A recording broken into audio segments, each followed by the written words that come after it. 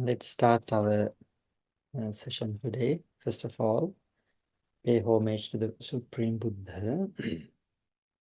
Namo tassa bhagavato arahato samma sambuddhassa.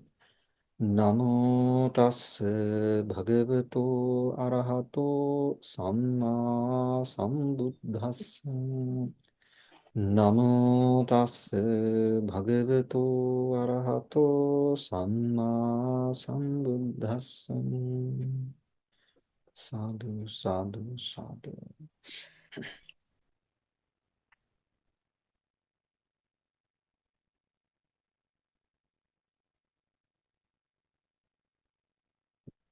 Everyone saranai Hindudanatha, may the Noble Triple bless you all. Today, once again, we are going to start another discussion about Four Noble Truths. So last time that we started to talk about the Noble Truth of origin of suffering. So today, again, we are going to discuss some of the factors about the second Noble Truth, the Noble Truth of origin of the suffering.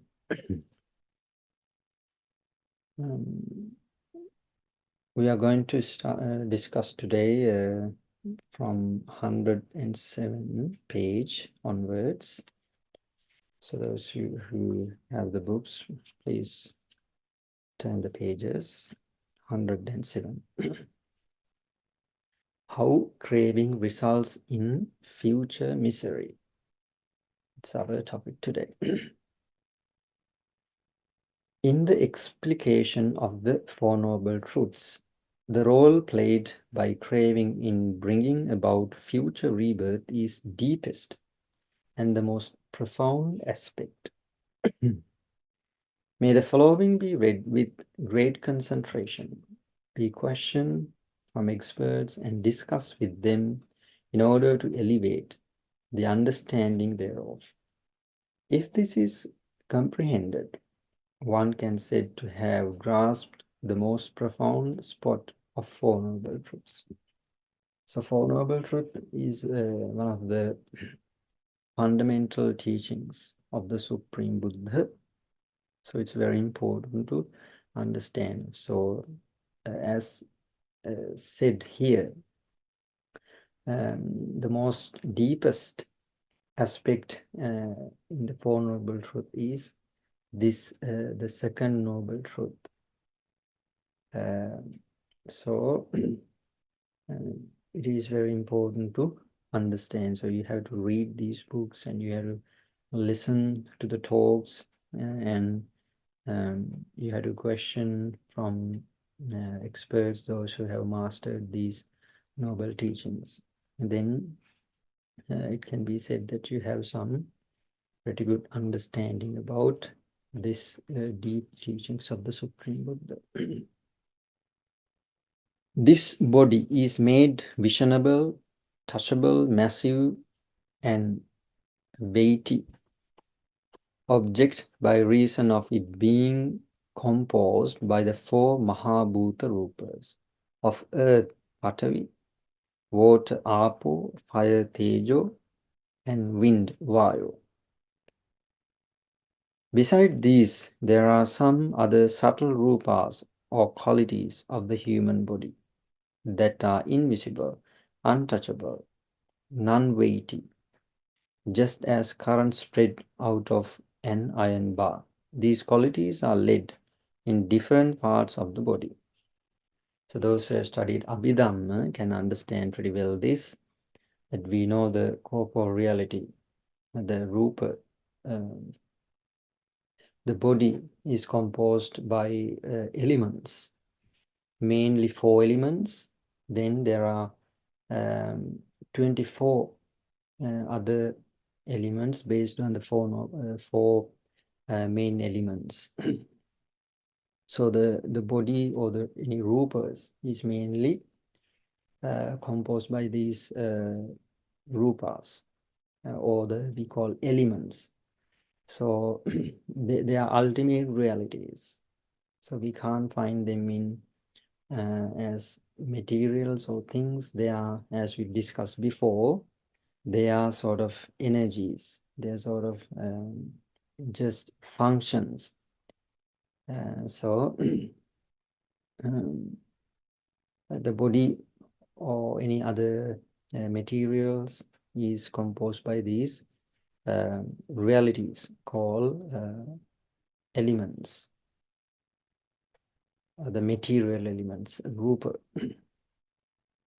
So these rupas, as we've discussed before, we can see only one rupa. There are 28 rupas.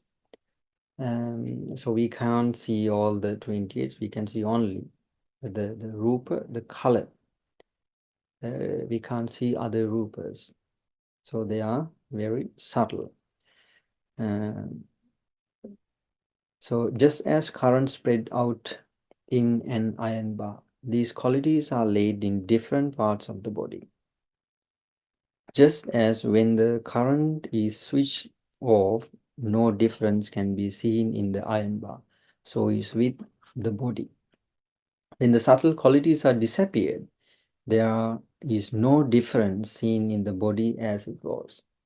So for an example, we've discussed in our bodies, we have something called some specific rupas, the rupa of femininity and masculinity. So these rupas, when we die, at the moment when we pass away, when we die, these rupas disappear. They are subtle, very subtle. And other rupas, as most of the rupas, like the eye transparency or ear transparency, they are called chakku prasada, sota prasada, the places where chittas appears. And then when we die, when beings pass away, these subtle rupas, they have ability to make the ground to appear the chittas. So at the moment we die, they disappear. So we can't still find whether they are the rupas or not by physically, by examining, but still, according to these teachings, these rupas disappear when we pass away. Only 8 rupas remain.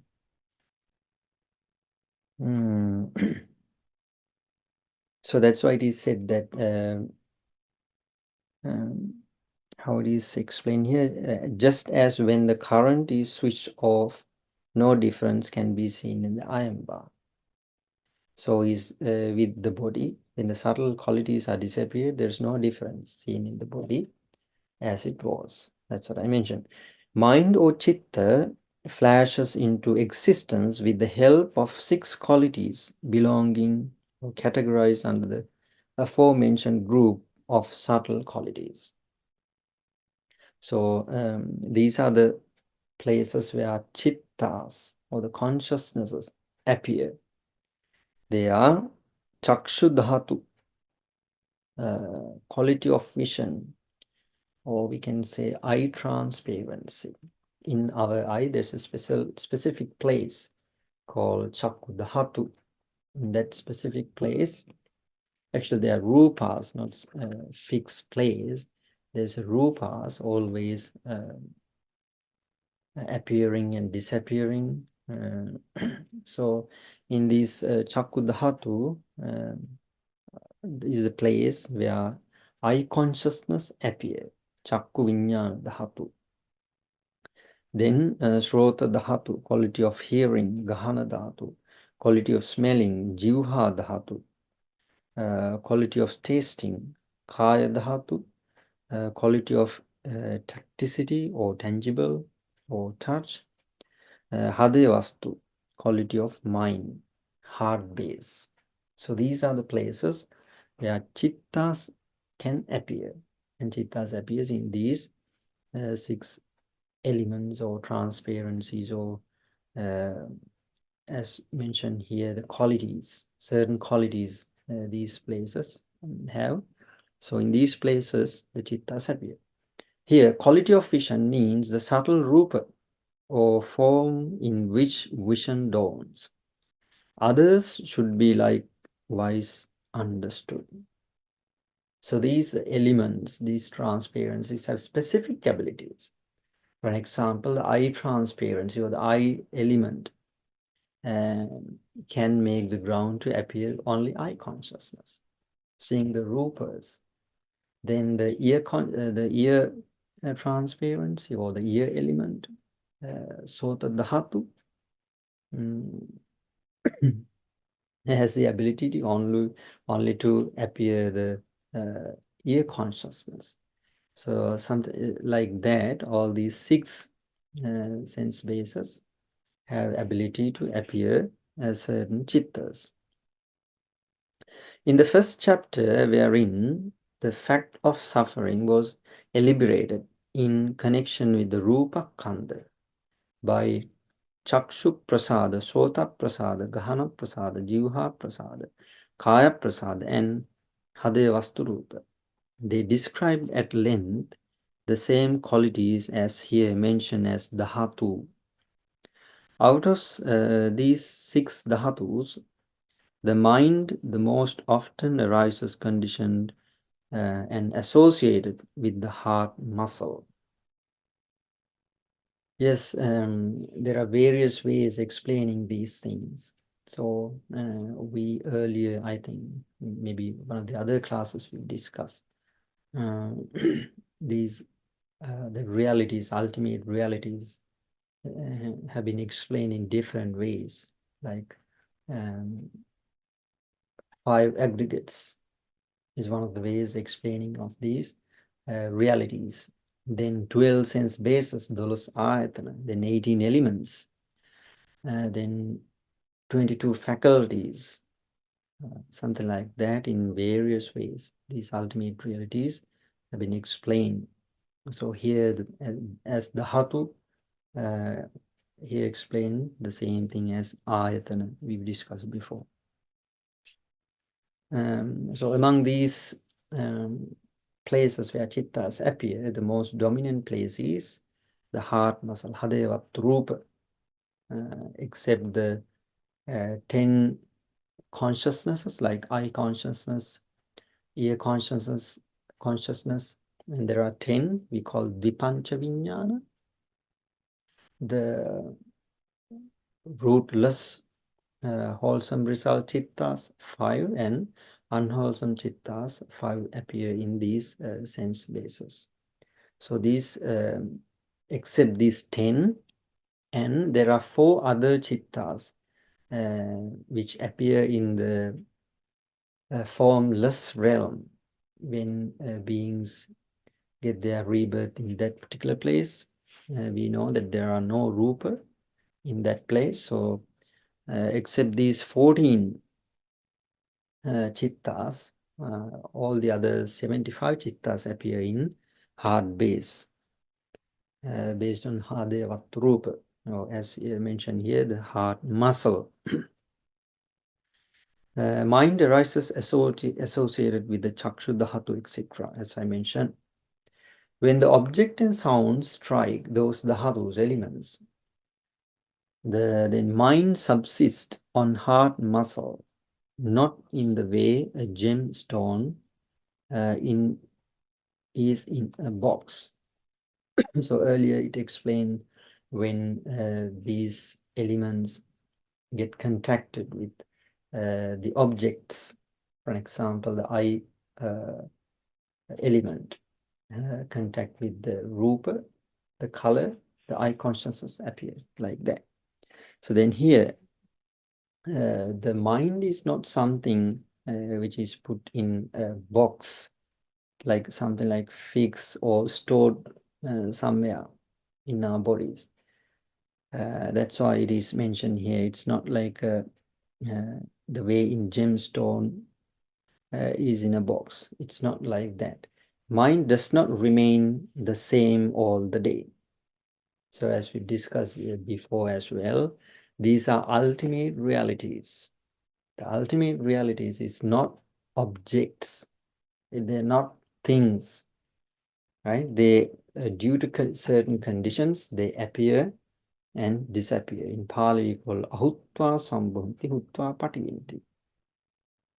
They appear without being before, then just again disappear. So they appear due to certain conditions. For an example, like eye consciousness. Why eye consciousness appear? Due to the conditions. When we see rupas, when we see forms, when we see colors, the eye consciousness appear. It's like when we beat a drum, the sound arises, something like that. These consciousnesses appears. A mind that comes up does not last long, even a 100,000 part of the time taken by one batting of an eyelid. There is no other object that wears away as fast as the mind. So the mind is the fastest reality in the world. So within a friction of second, there are hundreds and thousands of chittas appear. So it is the most fastest reality in the world according to the teachings of the Supreme Buddha. As I think we've discussed before, when we move, when we do some certain moves, like for an example, like we take our hand and we put it up. So in that time, it says like maybe 100,000 of chittas appears to do that certain acts. When we walk, when we step a foot, there should be thousands and thousands of chittas appear to do that act. The speed of thoughts, or for which mind is another alternate name, is ever faster than the speed of light. When a thought or particular kind of mind dominates, no other mind or thought arises until the first thought ceases. While the first mind ceases, another thought impression, as if though bound to the first, arises in the rapid succession, except in the cases of meditative trances, keeping the mind in abeyance during a sleep, at awake, and all the other gestures, the postures, until the person attains nirvana. So the mind appears all the time. When we study Abhidhamma, we have discussed several types of consciousnesses. There are unwholesome consciousnesses, there are wholesome consciousnesses, there are functional, then there are resultant consciousnesses. So the various types of consciousness appears. So they appear due to certain conditions, and they do not prevail for a long time. They just appear and disappear. We discussed before, within a fraction of second, within a blinking eyelid, that time, very small amount of time, there are hundreds and thousands of chittas appear at that very small period of time. So there are two places that chitta, or the mind, can be seized. Seized means there is no chittas appear in those two special occasions. They are the when someone get rebirth in asanya satta. There is a Brahma realm where beings only get the body or the corporeal reality or the material elements, no psychological elements in that particular place. That is called asanya satta. So there is no mind in that to those beings who get their rebirth in that place. And there is another meditative state for arhantas and anagamis, non-returners, that is called nirodha samapatti. cessation of perception. So when they attain that particular meditative state, in that meditative state also there are no chittas appear.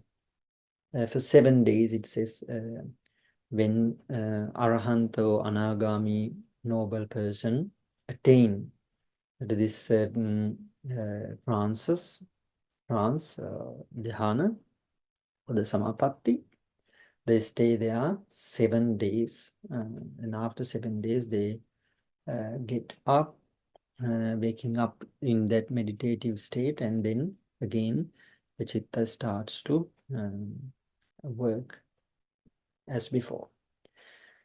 And then when a person attains Nibbana, Nibbana means, as we discussed, when he passed away in that life, then after the Chuti Chitta, the last thought, there is no another Chitta appear. So those are the occasions where the Chitta ceases. Unless otherwise, all the time Chitta appears. When we sleep or whatever we do, all the time, the Chitta appear and do the certain specific activities. Even the Bhavanga Chittas also we've discussed before. They appear in when we sleep. So Bhavanga Chitta also does a certain activity. Then the mind thus sustained is likened unto a sound generated at the instance of a beating of a drum. If a drum were continuously beaten for a day, it is said that the drum sound persisted a whole day. There is no voice whatsoever that even persists for a moment, near the drum sound.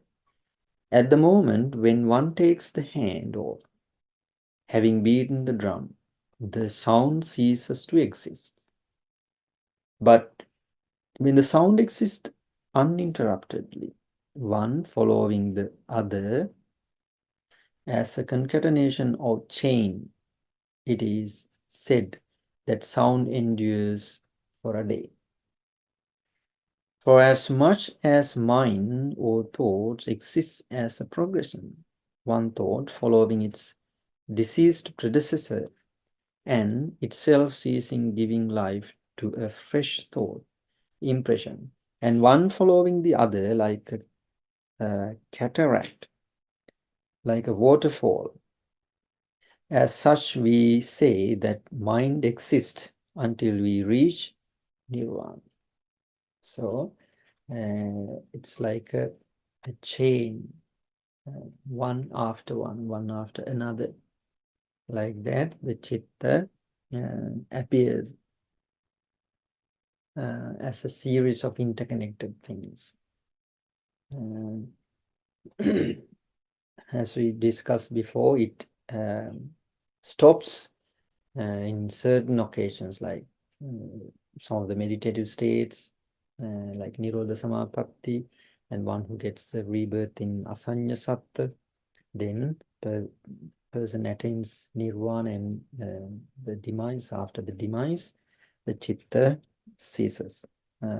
Unless otherwise, all the other times, the Chitta appears in all, among all the beings. Mind that persists as a string of drum sounds in state of acute flux, like a river gushing thunderously from a mountain top. To do each work as is indulged upon by human beings, millions of thoughts get activated, one after another, one after other. To lift a hand in a state of reflection, of relaxation, 100,000 of thoughts impressions would have to be chain activated.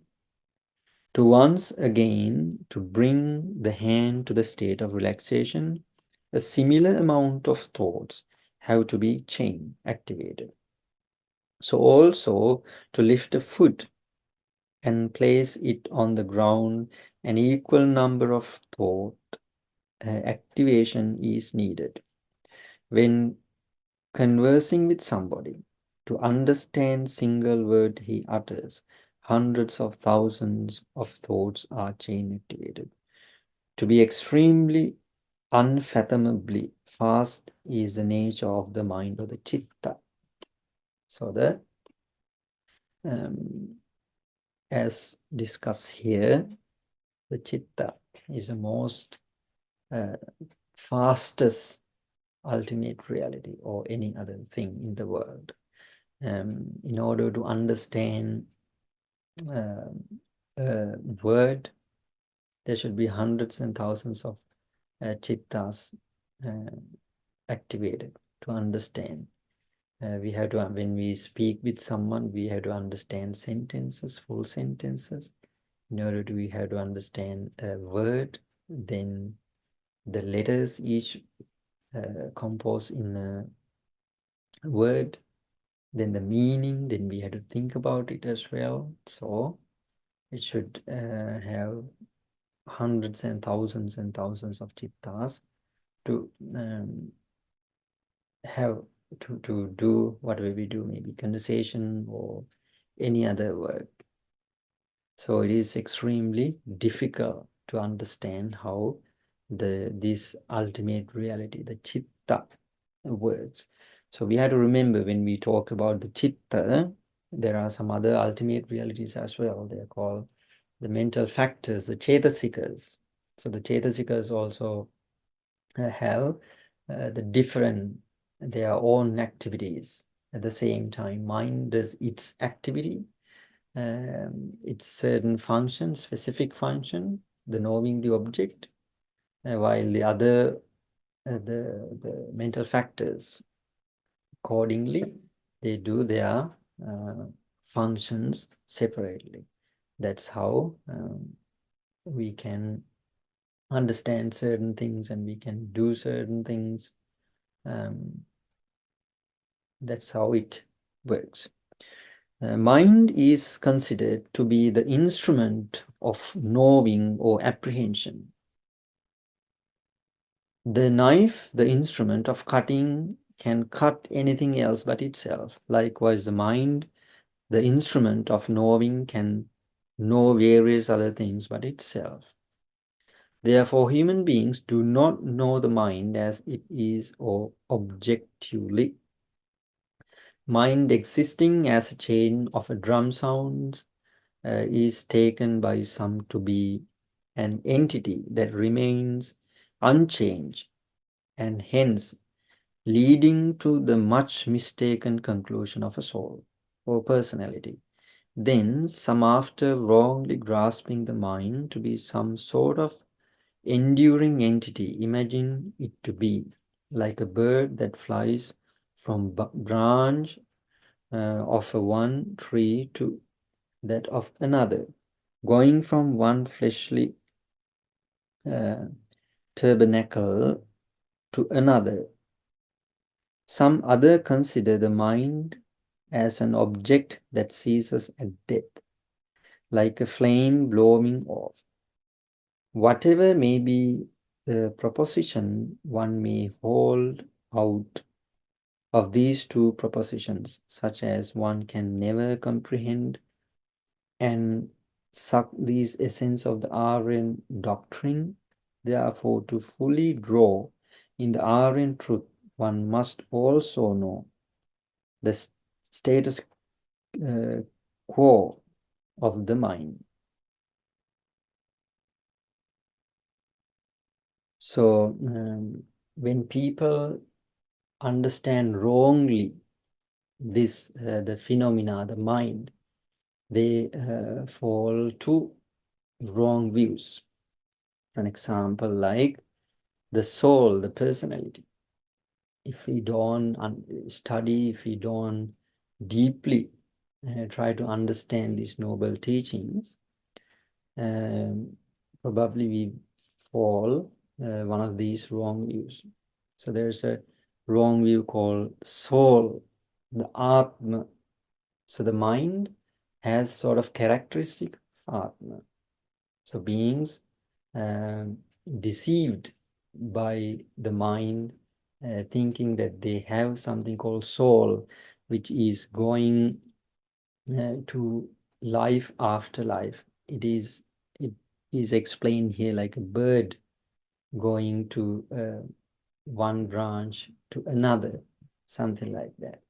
But here in the teachings of the Buddha, it is not accepted, that idea. Even when we passed away and we get the rebirth, it is not explained as the same chitta or the same person in the ultimate realities. So, as we discussed even before, the chittas, they appear within a friction of second. It does not prevail for some time to go somewhere to somewhere. So even at our dying moment, the chitta does not go anywhere else. At the last thought, the chitta ceases. The last chitta, the chuti chitta. So according to the karma, so the next chitta appear in a suitable place. So it's not something going from here to there, like a bird going one place to another. It is due to karma, the chitta appears in a certain place. That's why it is said there's not a person, nacha so nacha anyo, neither him nor another. So it is, but it has a connection with the previous the thought process, and that's why it appears according to the karma. So then some other people believe after the death there is no rebirth or something like that. Then the chitta ceases at the dying moment, that's it. So according to the teachings of the Buddha, it is also a wrong view, the mistaken views, ideas. As we've discussed before, the Buddhism teaches there's a mind, not a single mind, as we discussed. There are so many varieties of chittas, and they cease in particular meditative states, as we discussed before. And when a person attains Nibbana and when he passed away, the chitta, the consciousness ceases. Ceases means not appear again. So unless the chitta appears in a series of states. So when the mind comes closer to or to the brink of purification, owing to a multiplicity of causes, such as senescence, lack of nutrition, imbalance of the four elements, seasonal changes, poison foods, and some emotional states such as anger, as a red hot iron when put into a pail of cold water gets cooled. So are the aforementioned subtle elements, chakru, dhatu, etc., that cannot be seen and have no weight ceases. In such a body, there is no base in which mind can originate. Thus, all actions done by such a body also ceases, at which point the person is pronounced dead. So these ultimate realities, the places where the chittas appears, the subtle, due to subtle nature of these ultimate realities, we can't see, the normal person cannot see the difference as we've discussed before, a heated iron bar, when it is cold or when it is electrified, we can't see the difference. Like that, when a person passes away, when one is dead, these subtle rupas, subtle elements disappear. If in the moment of death, which is also the time when the aforementioned subtle qualities of form or dhatu ceases to exist, craving has been rooted out, then the succession of thoughts, movements also stop and blows off forever and I. Thus the suffering comes to an end.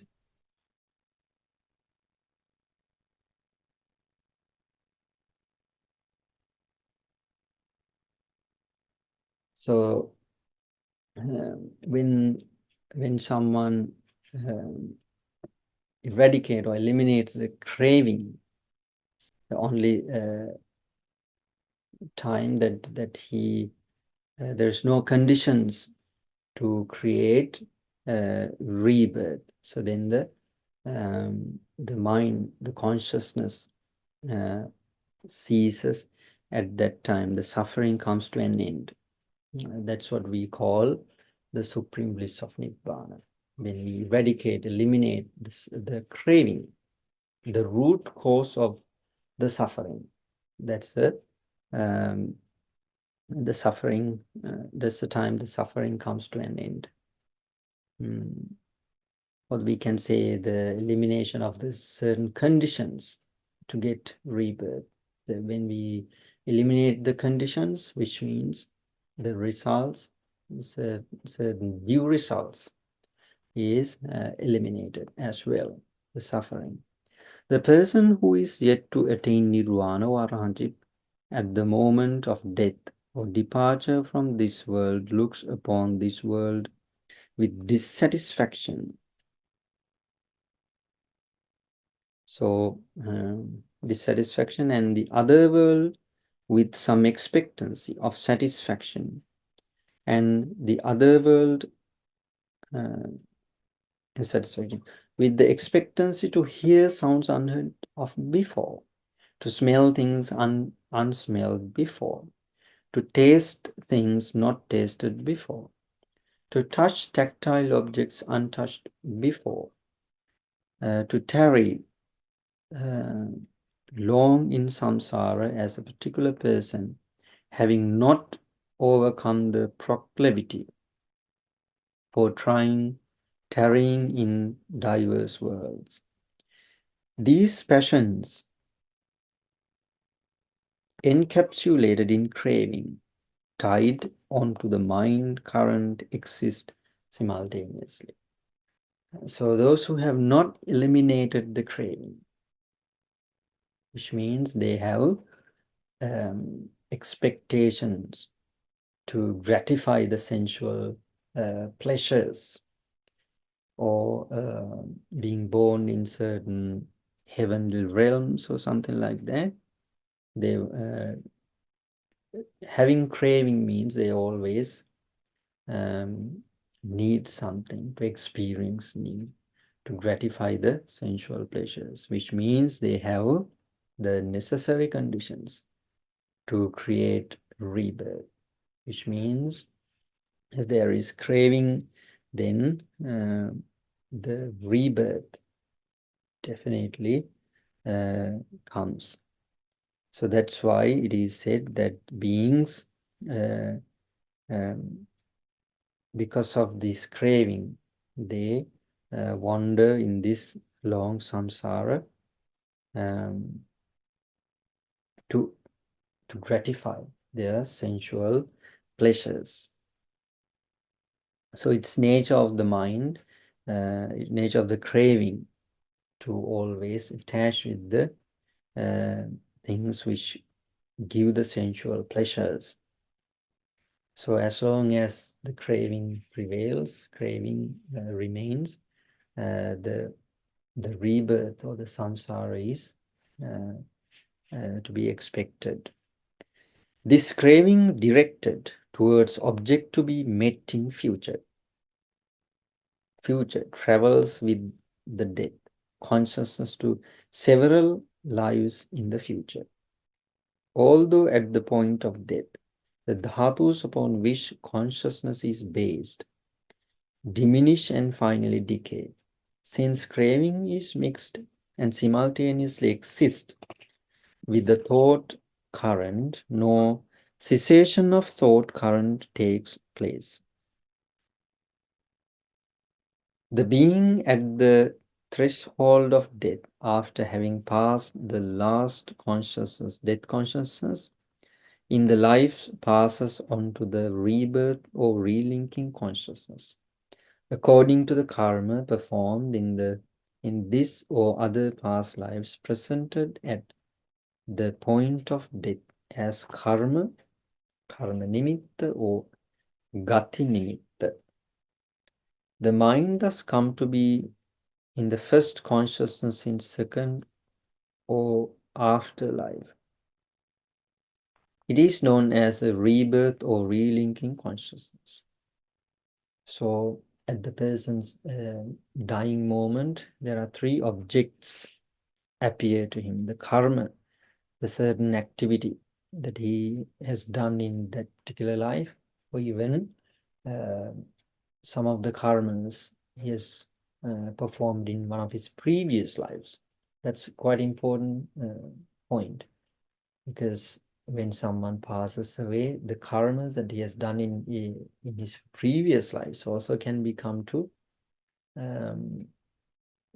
act here, not in this very life. The karmas that come to give the results. Then the karma nimitta and gati nimitta. Karma nimitta means some of the instrument that we use to perform certain karmas, certain activities. Then the gati nimitta. Gati nimitta means where the being is to get the rebirth in one of the objects in that particular place can come as an object to a person, to a dying, in the dying moment. So these are the three objects that can appear to the person who is about to die. Then having one of these objects that he can get the rebirth, relinking consciousnesses, or the patisandhi chitta, as we discussed. The object of the relinking consciousness is born by the nature of karma and by the nature of the consciousness itself. From this point onwards, the mind current bhanga is sustained upon the object.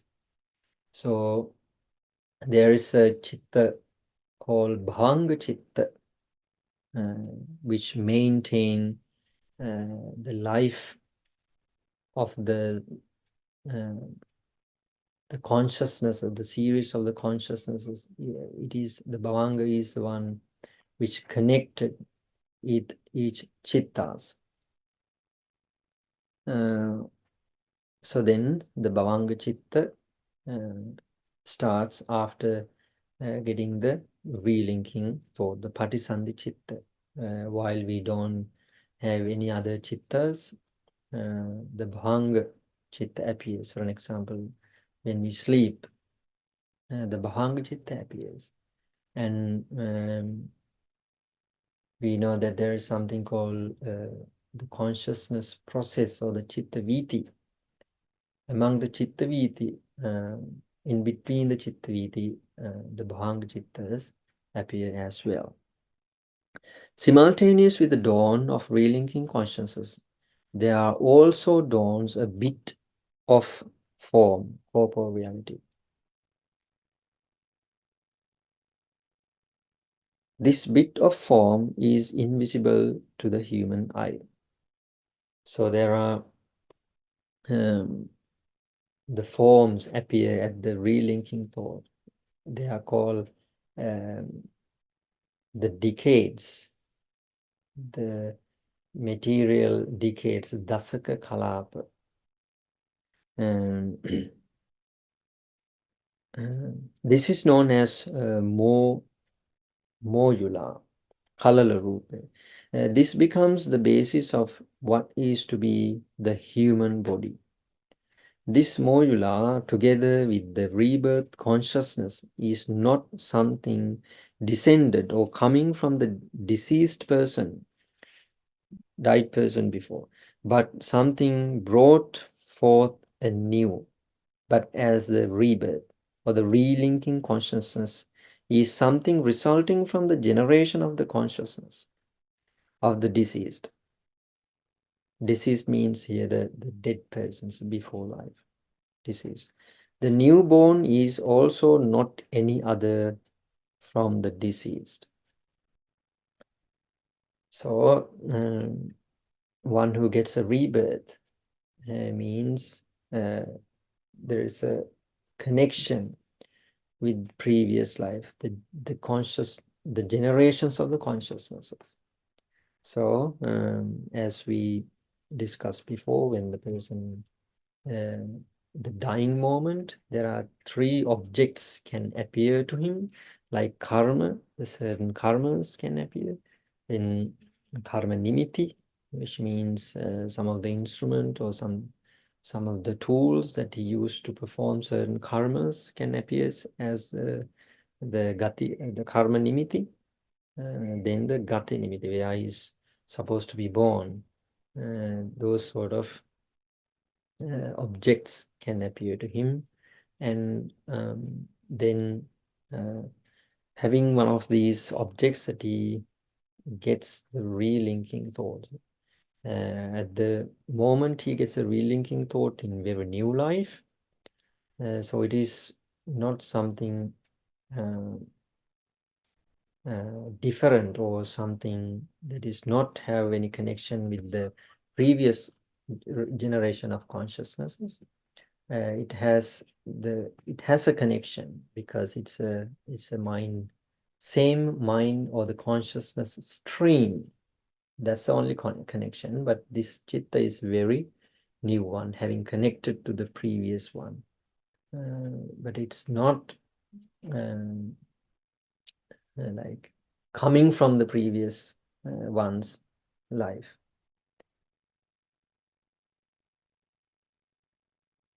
As Moyula is a soft and smooth thing, it needs a soft medium to position itself and a fertile medium to grow.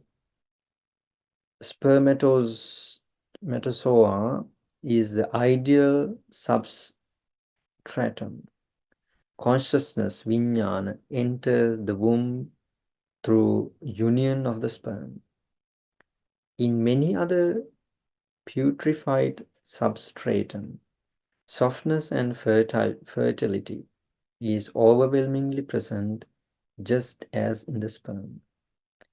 It is because of this that in putrefied substrata, some animals are born. Those who are ignorant suppose animals born in things like spittoons to be entirely born thereof and non-existent earlier. Buddhism does not endorse the spontaneous birth of animals. No animals are born in clean places because softness and fertility, 2 essential preliminaries for growth and reproduction, are absent. What he says is that due to these certain conditions, the beings appear, and we know that there are some beings appear in like dead bodies and some dirty garbage and dirty places. So what it says here, these beings are not like created there. They come from somewhere else. They get their rebirth, relinking thoughts in those places, because in those places have the fertility and all the preliminaries, all the certain necessary conditions to get rebirth for certain beings. So those beings are not just created there, they are coming from somewhere else. That's what it mentions here. So Buddhism does not advocate something like that, creation of new animals or something like that. They should come from somewhere else. However, there are some groups of beings that are born in clean places. Their birth constitutes the emergence of the being with full physiological body, completion, and the relinking consciousnesses. After having born, they have no growth. They are known as spontaneously generated beings. They are opapathika, we call in Pali. Hellish beings, unholy ghosts, pretas, devas, and brahmas are the examples of spontaneously generated beings. So, these opapathika, or the spontaneously born beings, they get full complete body, but it's not like gross bodies like humans. Their bodies are incredibly subtle. Here, I think it'll explain later. The bodies are like even softer than lights and air, something like that. They get these bodies due to their wholesome karmas. It's not like human bodies. That's why when they passed away, there's nothing remain. We call they like disappear, just disappear. Chuta. There's nothing remain after they are dead because of this extreme subtle nature of their body. So that's how they get their um, rebirth in those certain places, like um, in woeful places like pretas, ugly ghost, then the asuras and the beings who are in the hell, Nira, they all get this specific birth, opapathika or spontaneous birth. And the devas and brahmas as well, they also get this opapathika or spontaneously generate due to their karmas. Consciousness or vijnana is a smooth, invisible, and untouchable entity. The force of craving that is tight on the mind current is even smoother. It is also the case with the remnants of karma forces that have resulted from meritorious or demeritorious volitions. The body of the newborn in new life is constructed by vijnana, consciousness, craving, tanha, and the karma resultants of forces unleashed by volitions in the previous lives. So, what creates a new life? Mostly the karma, the volition, which have been done in the previous lives. These three causes, the vijnana, the craving, vijnana, the consciousness, the craving, and the karma. These three causes act the unison and bring forth the body. However, these alone without the help of such extraneous causes as seasonal changes and food, we call the seasonal changes here means the rituja rupa, right? The rupas, the materials arise in bodies due to the temperature, simply. And food, oja rupa, food cannot construct organic masses as our bodies. They are above mentioned three causes alone can only create a subtle or astral body. So here talks about the beings who get the spontaneous or the opapathika births. They do not get the gross bodies like humans, because as mentioned here, there's no necessary conditions to get gross bodies like humans. The bodies of Devas, Brahmas, and other spontaneously generated beings are extremely subtle, even subtler than the wind, moon's rays, sun's rays, fire, etc. They are like objects. They can be reflected in mirrors and water. They are invisible to the human eye. They cannot be touched by the human body. As their bodies are dependent on their minds, their bodies can assume variety of shapes and sizes according to whatever they will. So they can shape their bodies as they wish due to the subtle nature of their bodies. Their minds behest holds supreme sway. Since their bodies are composed of the subtle dhatus, by mere intention, they carry their bodies any altitude in space.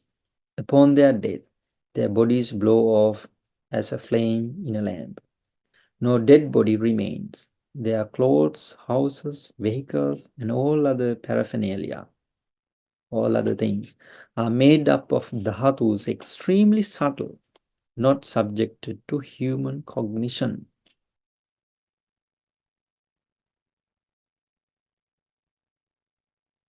So since their bodies are subtle, they can go anywhere else they want. We know that Devas had come to meet the Buddha at night. There are some instances that some of the Devas cannot sit or cannot stand. So in those occasions, they make their bodies quite gross and fixed. Then they start to have conversations. And there are other, as explained here, there are other paraphernalia or other things that they use, like garments and jewelries, and also they are also extremely subtle and not subjected to human cognition. Having seen the lamentable states of the body, those who have reached statics dhyanas, transcending the craving for form, are born in Brahma realms where only Vijnana prevails.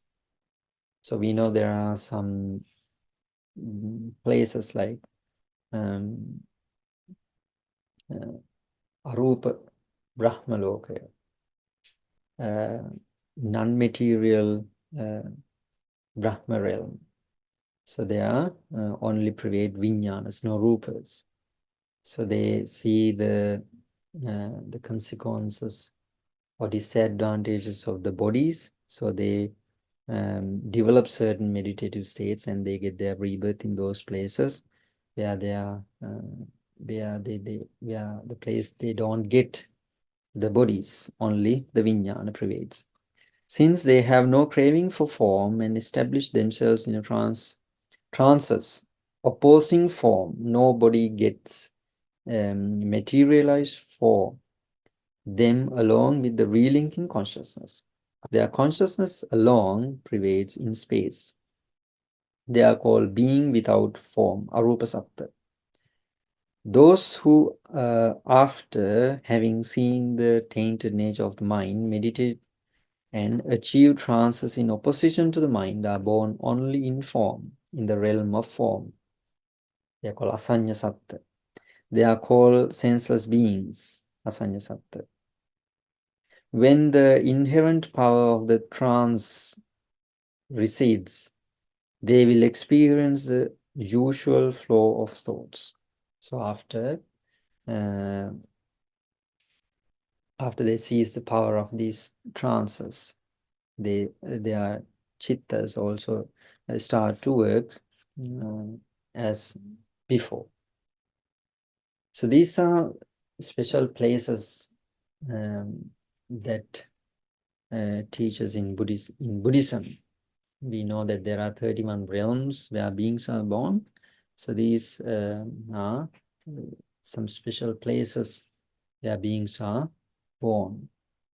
But these beings are born there because of developing their minds. They, in order to get the rebirth in those places, they have to develop jhanas. They have to suppress the hindrances. It's not quite easy. Even in the Buddha's time, we know that there was so many people were interested, rishis, some ascetics. They had developed these trances. And I think you know that there were teachers of the Buddha. One who came to the naming ceremony of the Prince Siddhartha and who cried and laughed. And he also had developed one of these trances. And he knew that he was going to get rebirth, one of those places where there is no the materiality, arupa loka, formless realms.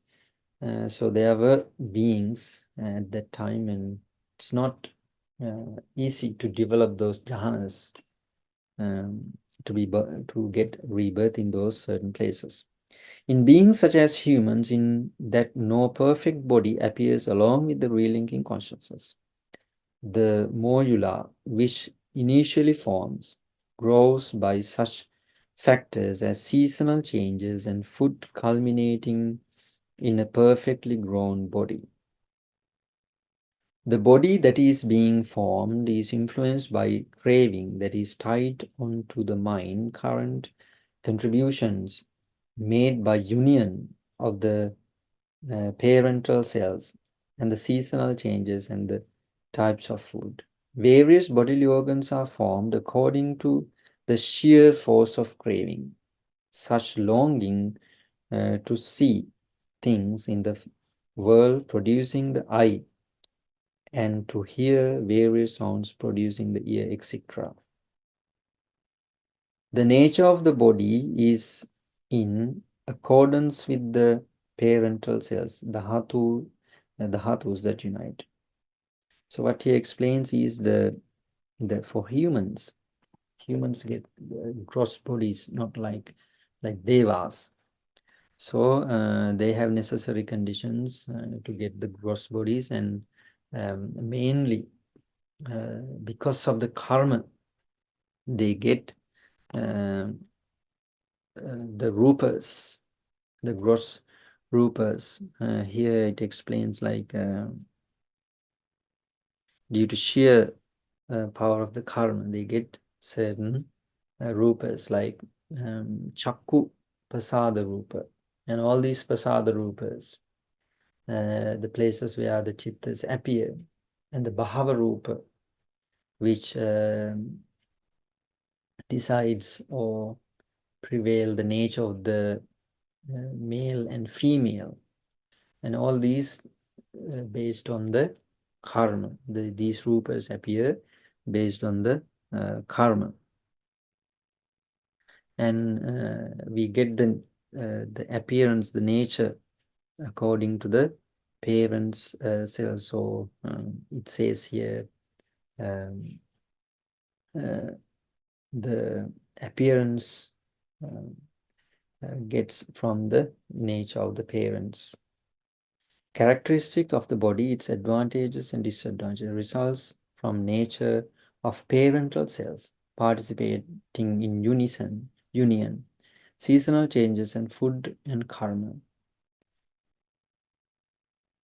In women, craving arises conformity to their own peculiar likings and ditto of men. So men have certain way of thinking, certain desires, and women have certain way of thinking and desires due to their peculiar natures or the peculiar passions. Peculiar passions of these cravings of women act as provenance of a woman body, and the body of a man is provenance by the peculiar passions of men. Since the craving of men is along peculiar masculine fashions, A man will be reborn in man, and woman's craving is after peculiar feminine fashions. A woman will be reborn a woman. It is only rarely there is a sex change upon rebirth. At very young age that we can understand quite well, because the boys or the male, they play in different with the different things and different ways. The female, when they are very small, they plays quite differently than the boys. So it shows how their thinking is different. Although certain parts of the five aggregates and certain peculiarities have as a reasons of their origination something other than craving, yet if the relinking consciousness did not cease, it would result in a new birth only by virtue of craving, and thus craving is the cardinal reason that ushers in the regeneration of skandhas in the new life. Since the five aggregates oppresses the one who attaches to them in multifarious ways, they are a source of suffering. A materialization of the five skandhas brings with the birth, aging, death, grief, lamentation. Therefore, it should be noted that birth, aging, and death are also caused by the force of craving. But for craving, these manifold waves of suffering do not manifest. If there is craving, there is every certainty, and without fail, the five aggregates would show up. Thus, craving is the creator of the world. There is no other creator than craving. If there is any other person to whom the epithet of creator is ascribed, he should also have been a manifestation of craving. In the past, skandhas arose due to craving, so also were created by craving.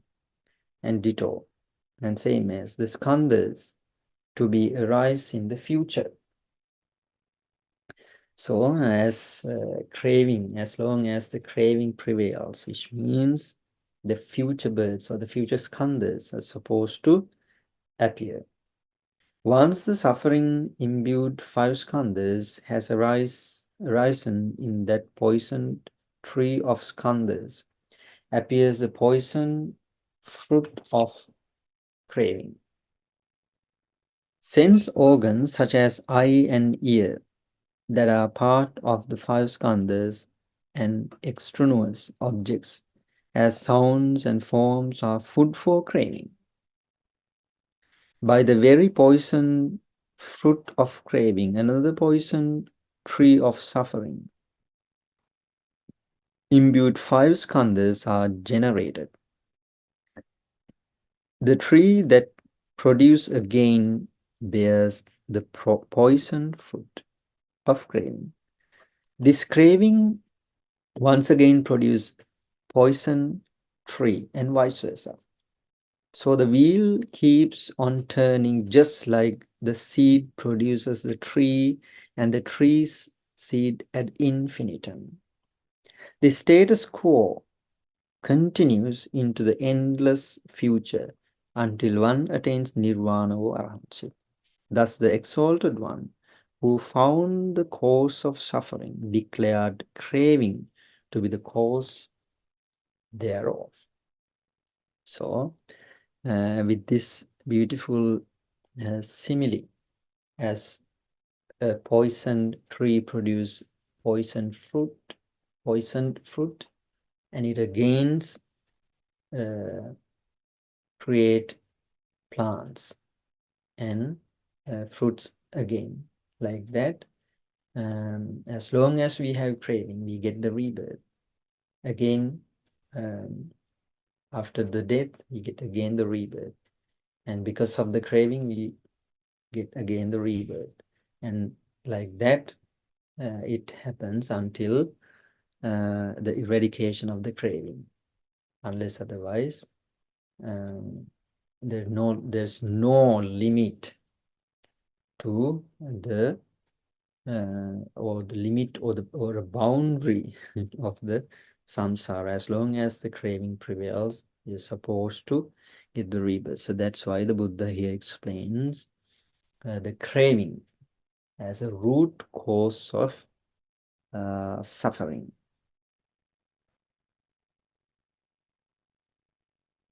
So anything to discuss or anything to clarify about what we have been, what I have been talking here? Mahinda Mahatma? No, Bhante, I think it's quite clear.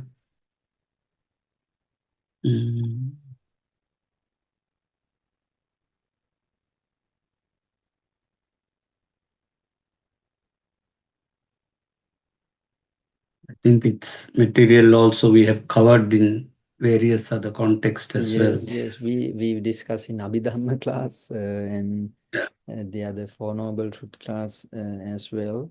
Yeah. So it's not quite difficult. The same factors that we discussed, some of the factors before. Yeah, it's familiar, so it's easier to.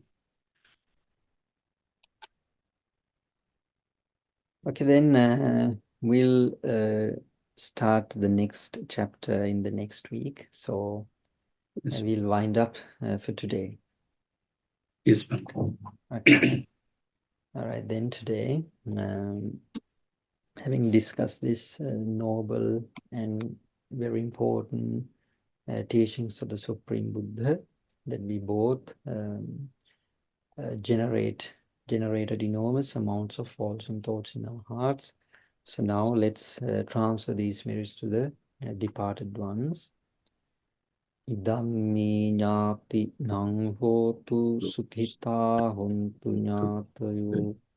Idammi ñāti nang hotu sukhita hontu ñātayo. Idammi ñāti nang hotu sukhita hontu ñātayo. And let's transfer the merits to the devas as well. Ittavata cha amhehi sambhatang punya sampadang sabbe deva anumodantu sabba sampatti siddhya. Ittavata cha amhehi sambhatang punya sampadang sabbe deva anumodantu sabba sampatti siddhya. By all these meritorious energies that we have generated right now, may lead us to supreme bliss of Nibbana. Sadhu, sadhu, sadhu.